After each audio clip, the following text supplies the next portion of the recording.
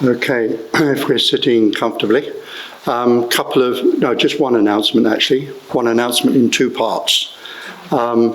Between the talk and the meditation, let's maintain silence. And then after the meditation until lunch, let's also maintain silence.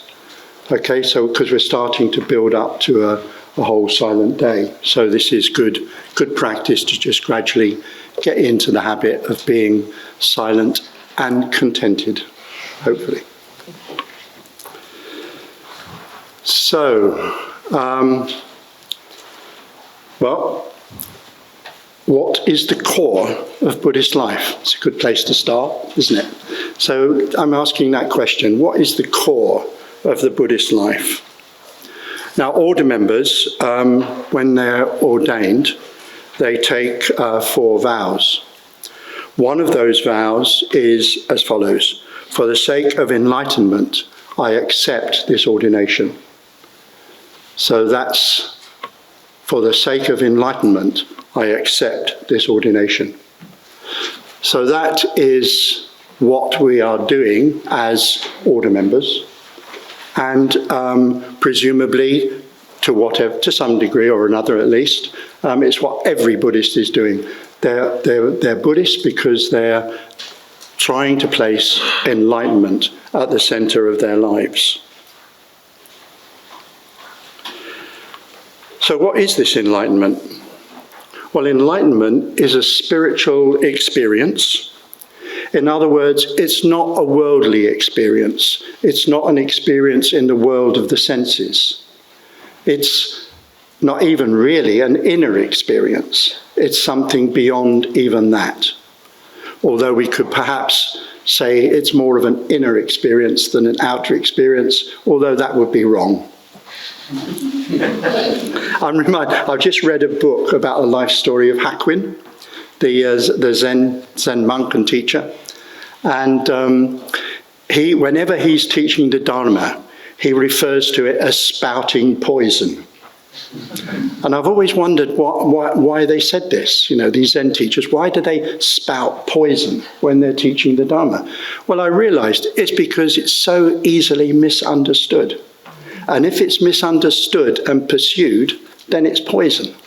So the Dharma is very much like a delicate medicine. You have to take it very carefully and preferably under doctor's instructions. Who the doctor is, I don't know. You've got to find your own doctors. But there you go. It needs to be cautious in our, particularly when we're talking about the Dharma. So there you go. That's it. So anyway, enlightenment is a spiritual experience, given all the errors that can make us make, that transforms the way that we live. It transforms our very being. So it's an experience that we have. We have an insight into the nature of reality. It transforms our being a little bit. We have another insight. It transforms our being a little bit more. We have another one. It transforms our being a little bit more. And this is the life of the Buddhist. Insight followed by transformation. Vision followed by transformation. Now, the experience itself is symbolized as the Buddha. In fact, it is the Buddha. When we talk about the Buddha, that's what we're talking about. We're not talking about, unless we're talking about the historical Buddha, we're not talking about flesh and blood. We're talking about what is actually a spiritual entity, a spiritual experience, a spiritual being. So the Buddha is this experience, and as Buddhists, we are devoted to the Buddha. We're devoted to the pursuit of enlightenment, to the pursuit of that experience. Now, the enlightenment experience has got many, many dimensions. It's very difficult to say what it is. Well, it's impossible to say what it is because it is multidimensional. For example, one person may experience reality. They suddenly understand what makes things work. They understand that things arise in dependence upon conditions. They understand that all things are empty. They understand that all things are interconnected. These things are relatively easy to say rationally, intellectually, but to understand them in their depth requires visiting them again and again and again. So our insight into enlightenment may be understanding the nature of reality. It could be an experience of infinite love and compassion. Remember, the Beatles said, all you need is love. Love is all you need. So there's something there of that spiritual dimension of an experience which seems to be fundamental. It could also be an experience of purity of mind. It could be an experience of freedom. It could be an experience of the infinite, the eternal. It could be an experience of perfection. It could be an experience of beauty. So there's all these different angles. Now, each one of these have symbolized, and again is actually, a particular Buddha or Bodhisattva. So when we talk about Avalokiteshvara, we've got to be careful not to literalize Avalokiteshvara into a being of flesh and blood. Avalokiteshvara is a spiritual being, a spiritual experience, an experience of infinite compassion. And similarly for other Buddhas and Bodhisattvas. Well, anyway, I won't go into that at the moment. We can talk about those later, perhaps. So, one of these dimensions is metta and compassion. So this is a dimension of the enlightenment experience, a dimension of reality, a dimension, an aspect of the Buddha. Represented, symbolized, again, it is Tara. Tara is the love that is experienced in that infinite way. Avalokiteshvara is compassion. I've forgotten her name now. The lady who represents the passion of compassion, of love. Anyway, it'll come back to me. Red Tara. Is it the red Tara? Red Tara. Not really, no. I was thinking of somebody else, but she'll come back. But where am I? Yes. So, good one. Kurukule. Thank you. Yes, I was thinking of Kurukule. Yeah. So each of these aspects of the enlightenment experience, as I say, is symbolized, in fact, is one of the Buddhas or Bodhisattvas. And metta and compassion is one of these dimensions represented by Tara, Avalokiteshvara, and so on. However, strictly speaking, we should make a distinction between Maha Maitri, Maha Karuna, and regular Maitri and Karuna. Maitri is the Sanskrit word for metta. Metta is the Pali word. Maitri is the Sanskrit word. So Maha Maitri is metta at this transcendental level, as an aspect of enlightenment. Maha Karuna is also an aspect of that enlightenment state, the compassion aspect. Whereas Maitri and Karuna are, as it were, on the ordinary level. They're those experiences on the level of the world in which we live, the self and other, where there's a self and where there's another, where there's an ego and where there's a world, where there's ourselves and other people in the world of the senses. So in this world, we talk about Maitri and Karuna, Metta and Karuna. So what is this metta? Let's come down now to the metta that we experience in this world, which is, as it were, a reflection of the metta of the Buddha, the higher dimension of metta and karuna. So primarily, fundamentally, we can say it is kindness and generosity. Yeah? Kindness, we've heard talked about. Generosity, we've heard talked about. These are the two things that come together to create metta. I'd like here to take a little slight detour and draw a distinction between emotion and feeling. These are two words that we quite often use interchangeably in common language, in English anyway. So we sometimes say emotions, we sometimes say feelings, and they're used interchangeably. In Buddhism, there are distinct meanings for these, well, not these two words, but the words that are translated by these two words. So on the one hand, we have emotions, which when we're talking within a Buddhist context, we're talking about something that moves us. It's in the word, emotion. It's something that moves us. It's an action. It's a movement. It's something that drives us. It's something that moves us forward. So that's what an emotion is. A feeling is something you just get. So if you stroke your arm, you get a feeling. It's not a movement. If you like the feeling, you might stay there. If you don't like it, you might move your arm away. But then that's a like and dislike, which is an emotion. Do you see what I mean? So it's the immediate feeling is called a Vedana. And that is one way in which we use these two words, emotion and feeling. But another word is as an action, is something that we do, something that moves us, something that drives us forward. So metta is an emotion. It's not a feeling. This is a mistake that people quite often make in the early stages of doing metta bhavana. They're looking for a feeling, but it's not. It's an emotion. It's something you want to do. You want to be of benefit to others. You want to help others. You want to resolve their difficulties. And this desire can actually move you into doing something about it, actually acting. Whereas a feeling is purely passive. It's a nice feeling towards someone. You know, when so-and-so comes into my field of sight, I just feel a nice, warm, fuzzy feeling. Well, that's fine. There's nothing wrong with that. But that's a feeling. It's not an emotion. But metta is an emotion. It's a drive. It's a movement. So when you're sitting there doing the metta bhavana and you're not getting anything, well, there's no excuse for that. There's no excuse for not getting anywhere with the practice. All you've got to do is put some effort into it.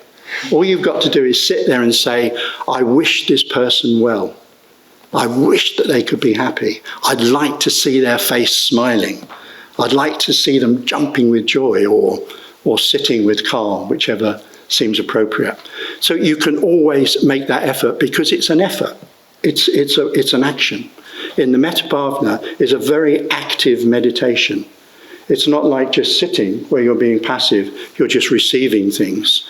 The Metta Bhavana is an active meditation. You're making a movement towards developing.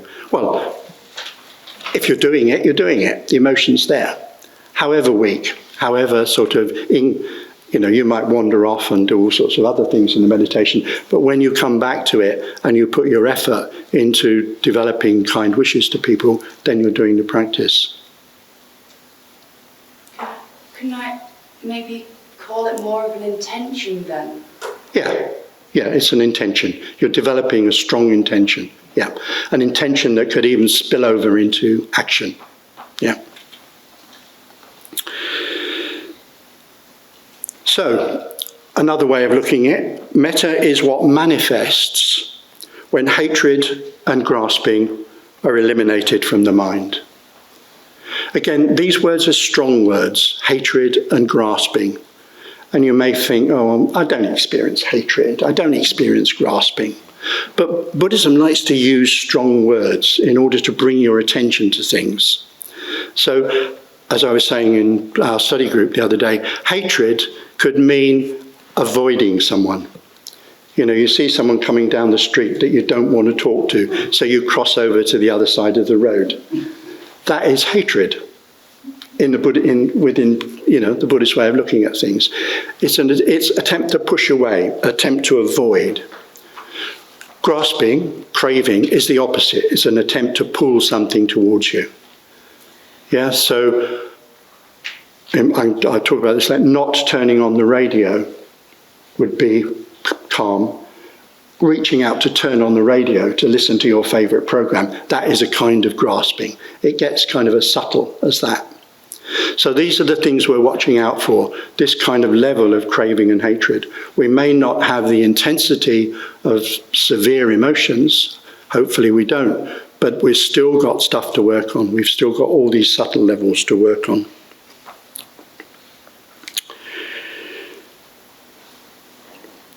So metta finds expression in different ways. Metta itself, if you like, is the raw material. It's the essence of positive emotion, the desire, the intention to benefit sentient beings, all sentient beings. It's a desire to feel kindness and generosity to all. That is the kind of raw emotion. Now, when that emotion lands, as it were, upon someone who's doing really, really well, they're doing better than you. You know, they're richer than you, they're better looking than you, they give better talks than you, you know, all of these things that can, you know, you can hold subtle resentments for. So when those sorts of things happen, when you see them at work, as it were, when you see their riches and so on, you're joyful. You think, great, fantastic, you know, they've got a really good Alfa Romeo and I've only got a little chimney. So you just enjoy, you delight in their well-being. This is called rejoicing in merit. It's rejoicing in other people's positive experience. It's a delight in the happiness and success of others. Sometimes our attention falls on someone who's suffering, and we think, I wish I could relieve that suffering. We experience compassion. There you go. Sometimes you only have to think of suffering and it develops it. So you experience compassion to those beings that are really suffering. When you think of the suffering throughout the world, then compassion arises. Compassion comes to the fore. It's the same mudita, but it's just been transformed in a particular way to respond to suffering. So what happens when there's no one particularly in your mind? You're meditating, or you're off, you know, in the forest by yourself, there's nobody there. Well, what happens there? What happens there is you get upeksha, equanimity. The positive energy sort of stays within you and forms, well, one of the traditional descriptions is it's like a ball of glass, a ball of crystal, a perfect sphere of crystal resting on a crystal table. It's just there, perfectly in equilibrium, but very ready to move. If there's a slight tip in the table, it'll move. So if there's a slight call on it, on the energy, then it will respond. So it's not a kind of, equanimity is not a kind of complacent state of mind where you're just happy with your own, you know, joy and well-being.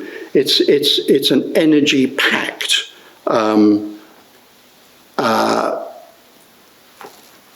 conglomeration, if you like, of metta. I was thinking it's almost like being pregnant with metta. You know, you're 9 months pregnant with metta. You're full of it, and at any opportunity you can give birth. Now, I don't know if that's a good analogy or not, having not been through that myself, but I can assume that it's, you know, it's not a bad one. So yeah, so it's like having all this energy that you're looking for an opportunity to give it out to the world. It's always ready to be born. So this equanimity is contentment. It's deep, it's profound contentment. It's such a rich and deep experience that it's the source of all forms of metta. So we can think of contentment as being the mother of metta, to continue that analogy. So it's contentment is that from which metta can be born. Now, contentment, though, is both a karma and a vyapaka. It's both an action and a result of that action. This is, I don't know, probably a bit unusual. I haven't really looked into it, but possibly. So it's something that you feel contented, but it's also something that you can actually engage with. You can develop contentment. You can create contentment.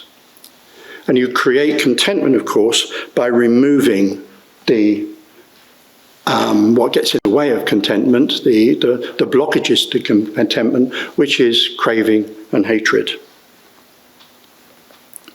So contentment is both a practice and a result. It's a karma and it's a vipaka. It's an action and it's a result. It's an emotion and a feeling. It's both of those things. Now, the first three precepts of the 5 ethical trainings that all Buddhists everywhere throughout the world, all Buddhists accept are, firstly, to practice kindness. That's the first one. Not believing in God or anything, practicing kindness. That's the first precept. That's the first one. And if you can only do one, that's the one to do. Don't bother with the others. Leave them aside. You can do it all with just that one precept, actually. The second precept is generosity.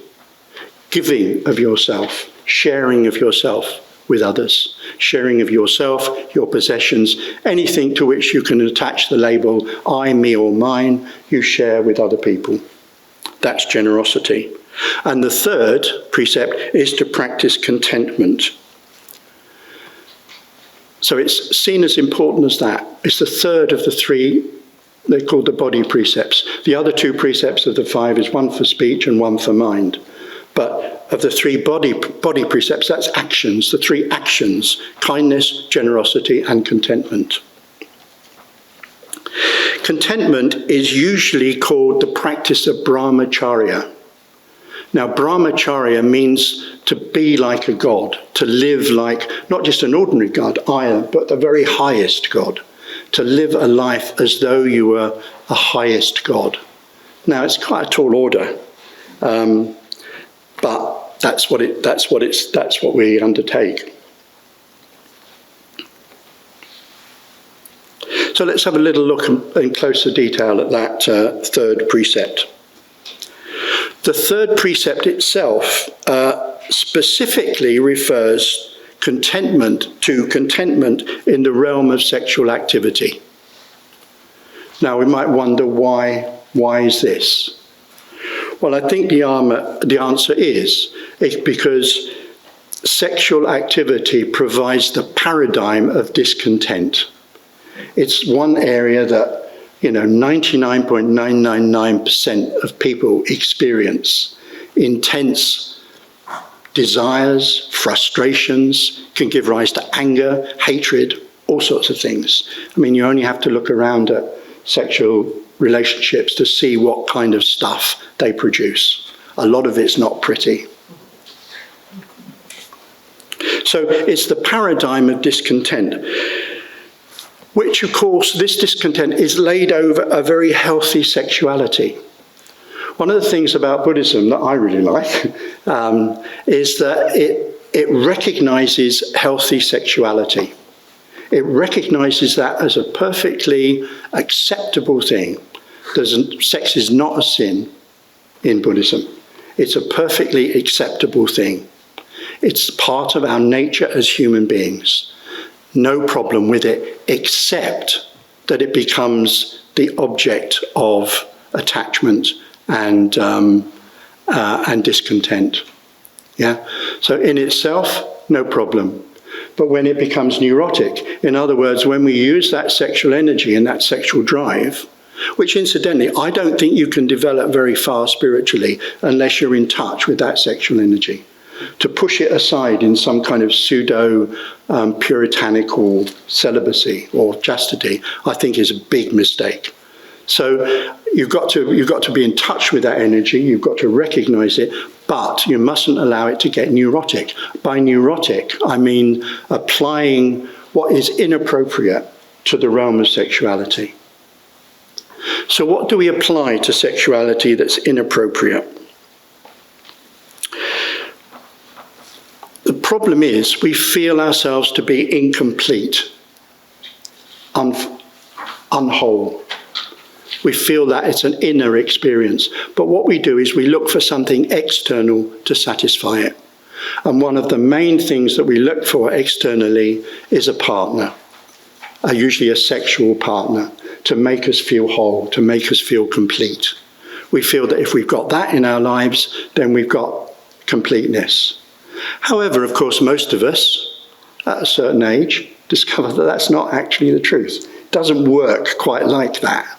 There are all sorts of problems associated with it.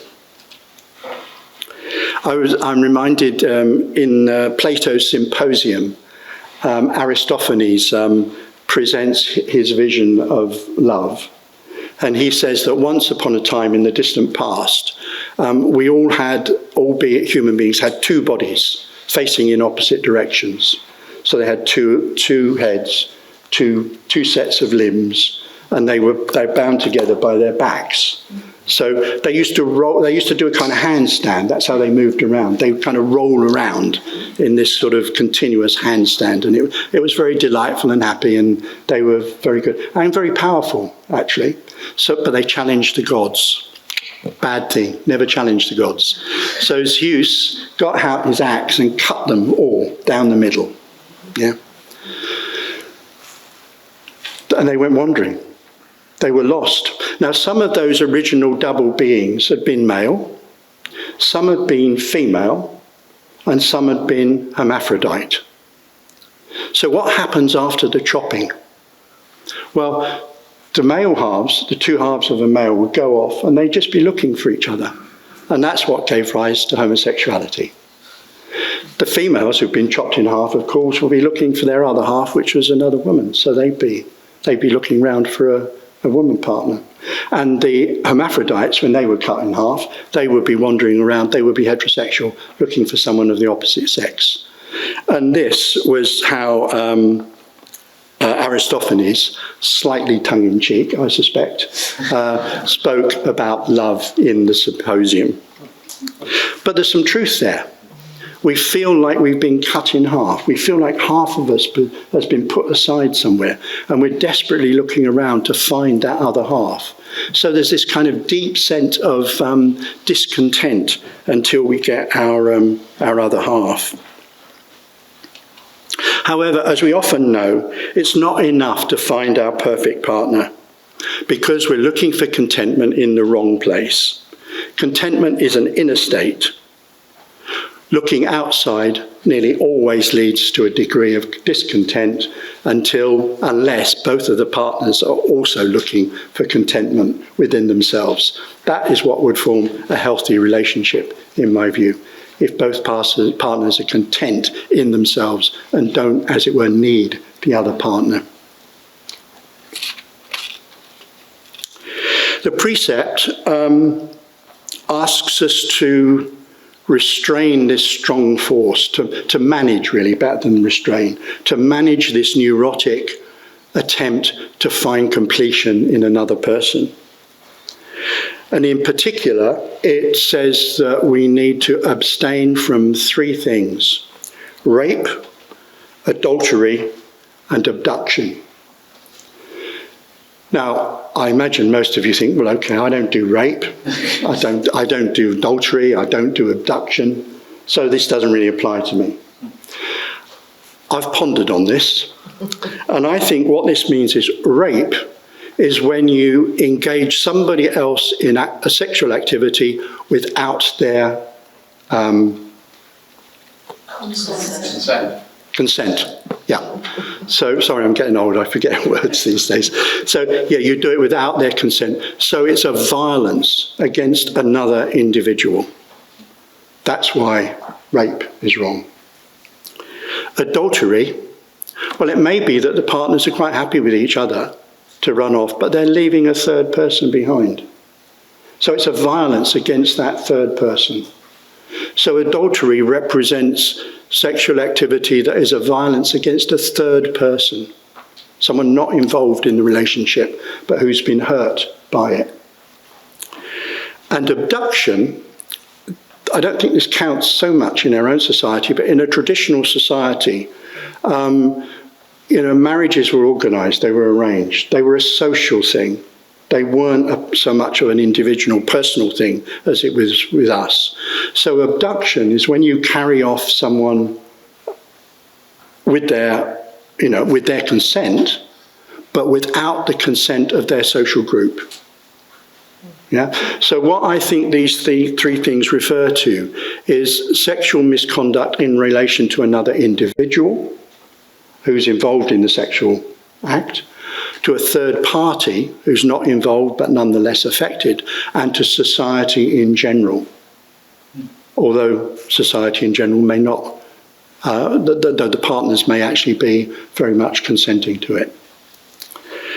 I think it's worth looking at sexual misconduct in those ways, because I think it just makes you think a little bit more deeply about what is going on. Positively, the positive version of this precept is to develop contentment. Yeah, simplicity, contentment, and simplicity. That's the positive version of the precept.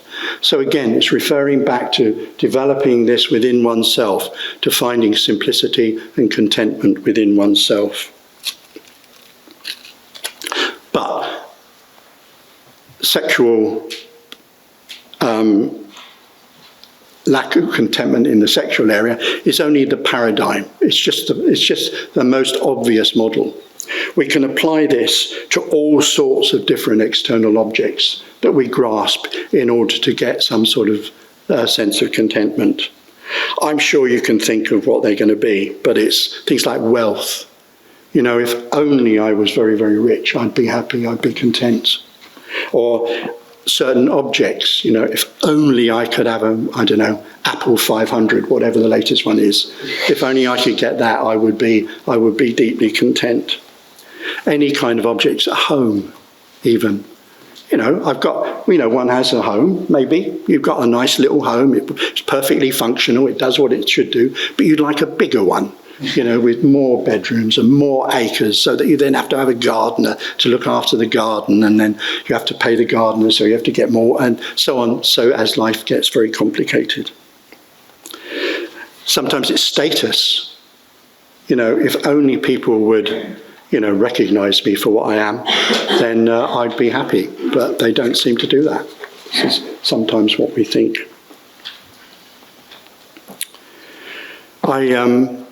Recently on the retreat, I was meditating, and I couldn't quite let go. There was something that was holding me back, and I was reflecting on this.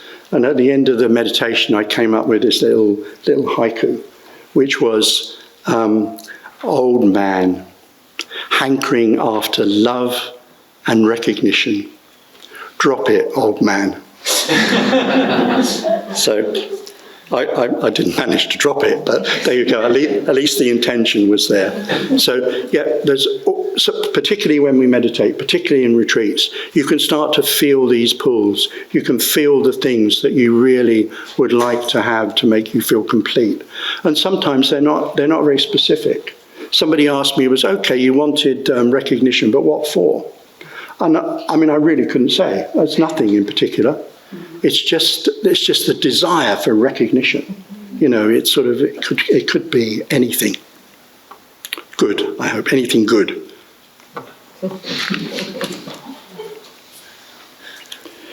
I'll tell you another thing that I do when I'm living alone, particularly in this country. I'm alone in my flat and I'm cooking my dinner. I cannot resist turning on Radio 4 and listening to the PM programme. I mean, this is pretty evil, isn't it? It's not as low as I go, but it's down there. And I just can't turn it off. Evan Davis. I need him. I need him there. I need him talking to me. I need those voices that are so familiar in my world to make me feel comfortable and content. I hope to get beyond that. So an anagarika, someone who wears one of these, is someone who is specifically undertaken to find that commitment, that content internally. Yeah, that is what this means. Someone who's looking for internal content. And although the precept is often, it is expressed through chastity and celibacy, it really refers to all attempts. One is engaging in all attempts to find fulfillment from attachment to external objects. It doesn't mean to say you have to drop everything. You can't have a phone, you can't listen to the radio, you can't even have an occasional glass of wine, dare I say it. But it's sort of, it's that you're managing those things. You're trying to make sure that you're not neurotically attached to those things. You're enjoying them for their own sake, for the sense enjoyment, and not for the neurotic attachment. Again, I'll give another personal experience here. I have to watch this, actually. I'm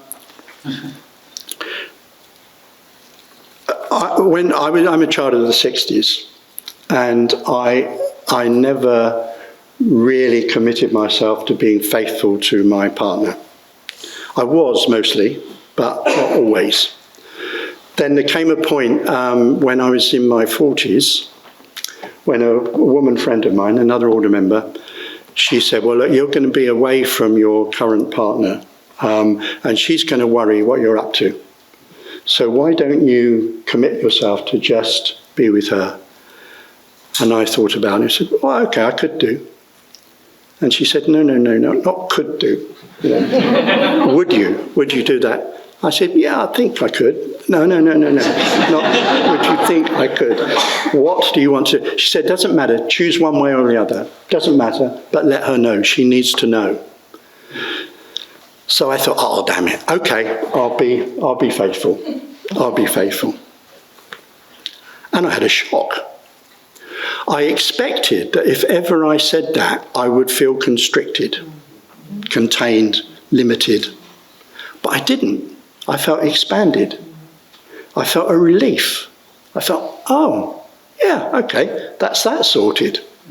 Do you know, I don't have to walk down the street lusting all the time, kinda. But it's sort of, you're freed up. And I realized then that the precepts were about freedom. They were about acting to give you greater degrees of freedom, not less degrees of freedom. And that was quite an insight. I'm only sorry that it happened nearly 20 years after I was ordained. I wish I'd taken it a bit more seriously, a bit earlier. But that's how things go. So how do we practice contentment? Well, first of all, we work on self-reliance. We develop a sense of self-sufficiency. We resist or manage over-reliance on people or things in the world. Yeah, we try and make sure that we're looking after ourselves. We're proper adults. We're really looking after ourselves, both materially and emotionally. We try and achieve that. But we don't want to overdo it. You know, you can overdo these things and then just become a bit cut off and not accept help or emotional support when it would be valuable. I was thinking it's like you don't have to smash the radio just because you need to manage your indulgence in Radio 4 News. You can just listen to a little bit. It's learning to manage it. So we learn to develop self-reliance sort of gradually, and in this way we learn to experience an inner contentment. And as soon as we get some glance of that inner contentment, it's important not to grasp it too tightly, but hold on to it, to know it, to have an image of it. Sometimes if you can write a little poem or a little line to represent what you've experienced, then you can keep referring back to that, and that's a helpful support. Or you can see it in, like, Tara or the Buddha, and again use that sort of symbolic image as a support. I like reading Chinese poetry.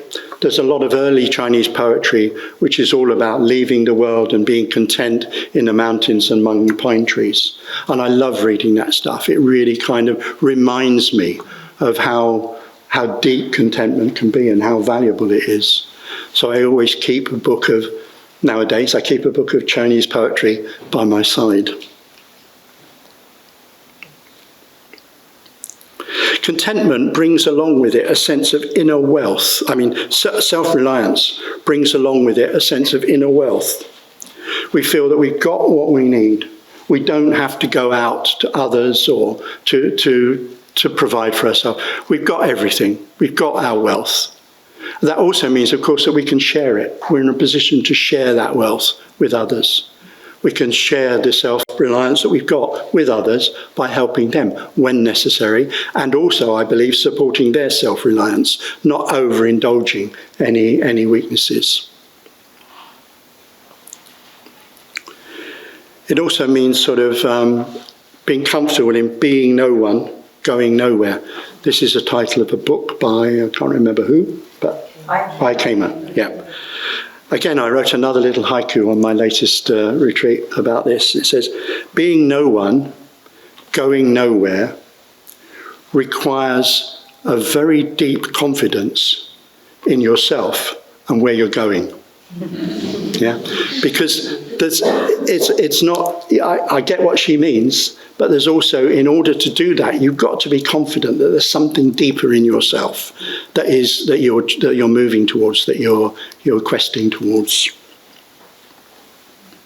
So this leads us on to the second aspect of it, which is individuality. As one develops a sense of individuality, you don't need to identify with any particular group, any particular social group. So you don't need to identify with family. You don't need to identify with a tribe. You don't need to identify with a nation. You don't need to identify with a political party. You don't need to identify with a religious community. You don't need to identify with any identity group. Today, there's a lot of talk about identity politics. It's because people are breaking themselves up into these identity groups and then usually coming into conflict with each other. I see that as a very unhealthy move in society. Now, I can see that identification with similar people can be really positive. It can be really supportive, and that can be really necessary. Cooperation with people with similar backgrounds, ideals, spiritual ideals, all the rest of it, that kind of cooperation can produce many benefits. But strong identification with groups is the cause of considerable evil. I mean, you don't have to look far these days to see what the terrible danger that comes from strong identifications with groups, particularly with national, racial, religious groupings. I mean, it's really so against what a lot of those things stand for, and yet it dominates. It dominates our news, every day throughout the world. So contentment comes with a sense of your own individuality, but this needs to be developed without grasping that individuality. So you're trying to sort of be yourself whilst recognizing that you don't have a self. This is one of the tricky paths that you have to walk along as a Buddhist, because both of those things are true. You do have a self and you don't have a self. Both of those things are true. One of the things is you don't feel any need to conform. You can just be yourself. What that really means, of course, is being authentic. Being yourself means being authentic. It doesn't mean being, a man, a Buddhist, an Englishman, a lefty, a bit of an anarchist. It doesn't mean identifying with all those things, which I could do. It just means being as authentic as you can, coming as much as you can from the depth of your own non-being. When I was reflecting on this on one of my retreats, I realised that every individual is completely unique. Yeah, I mean, it's in a way it's obvious, isn't it? Each one of us has had a completely individual past karma. The karma is different. Each of us is completely different. That means that each of us lives in a completely different world. The world that each of us experience is different to some degree or another, in some way or another. And each of us lives in a completely unique world, although we're in cooperation with others and with other worlds. what happened as I realised that was my love for people really flourished. It was like people were, if I see someone as completely unique, my love for them can flow, even if, they're contrary to what I would like them to be. And believe it or not, some people are that. So, you sort of, you take them for what they are. Even a rainy day when you wanted to go from a picnic, you can appreciate it. So if a rainy person comes in on your sunny day, you can still appreciate them. You can still enjoy their uniqueness. Enjoying the uniqueness, I think, is what generates a sense of love and beauty, actually. When you look at flowers, what's so beautiful about a flower is that it's utterly unique and it's not going to last long. Well, that's the same with other human beings. They're completely unique, and who they are at the moment is not going to last very long at all. So we can appreciate them, we can really love. So I believe that this is actually a kind of a trigger for metta, recognizing the uniqueness of other people and taking it in fully and really trying to experience that uniqueness. It's a wonderful practice, and it does always bring about love. I tried it on some of my enemies, and it actually worked. It sort of it enabled me to see them as they were, warts and lots of warts, I tell you, like incredible number of warts, but I could still feel metta towards them.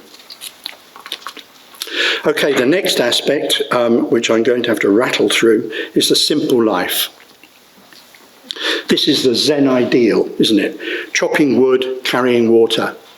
That's what you do, just the basic things to keep you alive, living in your little straw hut, up in the mountains, mountain stream coming down through the pines, beautiful sunsets, monkeys if you're in the Zen tradition, wild goats if you're living where I live. All of these things are just, you just absorbed it. You can just sit there and absorb that simplicity. The Chinese and Japanese poets, to give them another plug, really kind of emphasize this. Milarepa also emphasizes this in his teachings. Now, this is an ideal that has a deep attraction for many people, I think. I don't think I've met many people who say that really doesn't appeal to me in the slightest. It tends to touch something deep in us, I think. And I think what it touches is our innate contentment. It somehow connects with that, because we know if we could live like that, we would be content, and that would be beautiful and blissful. Now, just because we can't do it as fully as those Zen masters or as Milarepa doesn't mean that we cannot simplify our lives to some degree and begin on a process of simplification. Once you start, there's no telling where it's going to lead to. You simplify a few things, and before you know it, you're living up a mountain in a grass hut. So generally, we can cut back on our needs.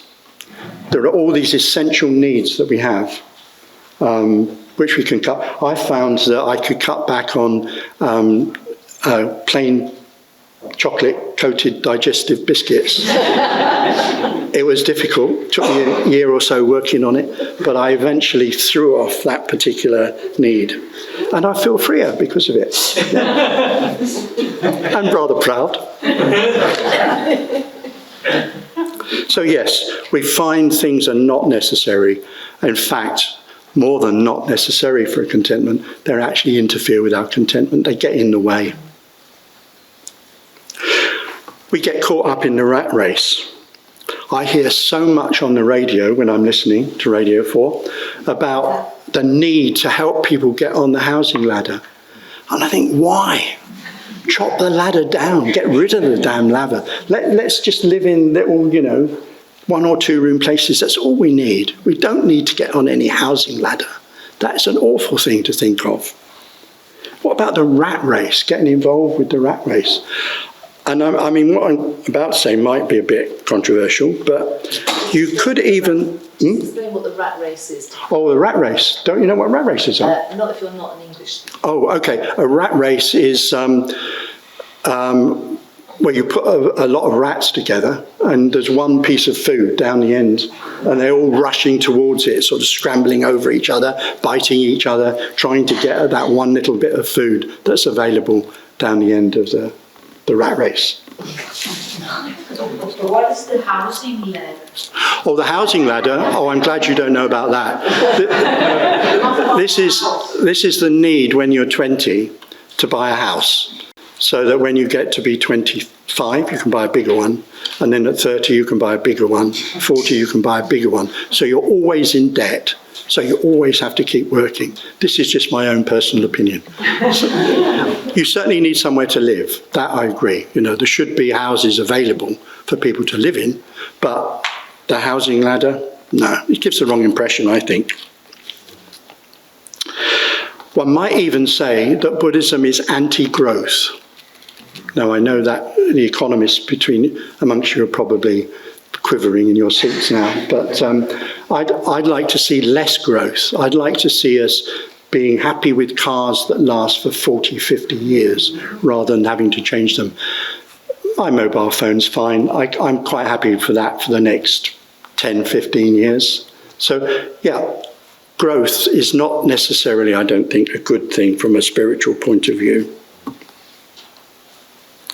This was very important. This not being involved in the rat race was very important to us children of the 60s and early 70s. And that's why in Triratna we set up communities, we set up team-based right livelihoods, because these were a very definite attempt to live a comfortable life, a full, I mean, people that live in communities these days live very comfortable lives, and the team-based right livelihoods that we've got do work very well. Look at this place. This is not, it's not a pigsty, is it? It's something very comfortable to live in. So working cooperatively, we can live a simple life and yet still produce a comfortable life. Finally, we can develop contentment by calming the senses.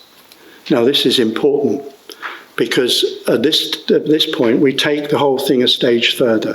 We take contentment a stage further. By calming the senses, what we're talking about is moving into meditation. We're trying to withdraw ourselves from the 5 physical senses and the sense of thought.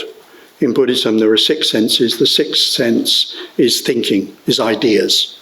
The perception of ideas is regarded as a sense in the same way as the other 5. So what we're trying to do is withdraw from those senses to experience an inner life, to deepen our inner life. At the beginning, a lot of the meditation suttas in the Pali Canon, the Buddha says, what you must do is go to the forest. In other words, leave your world, go away from your world, leave home behind, go to the forest, find a tree or an empty house or a little hut, sit in it, sit cross-legged, sit alert, be alert, and withdraw from the senses. Withdraw from the senses into the first dhyana. Now, the first dhyana really means drawing into spiritual experience, inner spiritual experience. So, calming the senses, withdrawing from the mind from the senses into the inner realm is the way to experience deeper levels of calm. The deepest in the Pali Canon analysis of the mental states in meditation, one of the most profound of these is equanimity, which is the 4th dhyana, which is just contentment, deep contentment. The image is a very simple one. The image that the Buddha gave of this deepest experience of spiritual emotion, I suppose, is that on a hot day, a man or a woman has got to a pond or a pool full of lotuses, and they've stripped off, they've dived in the water, they've bathed themselves in this cool water, they come out very, very refreshed, they wrap themselves in a pure white, fresh cloth and sit down under a tree. Now that is the image of the highest dhyana. Yeah, it's worth pondering on that, because that is contentment. That is being totally, completely content. Now, we must look for contentment in all stages of meditation. Sometimes just sitting, meditating, you can kind of think, yeah, actually I'm quite content sitting here.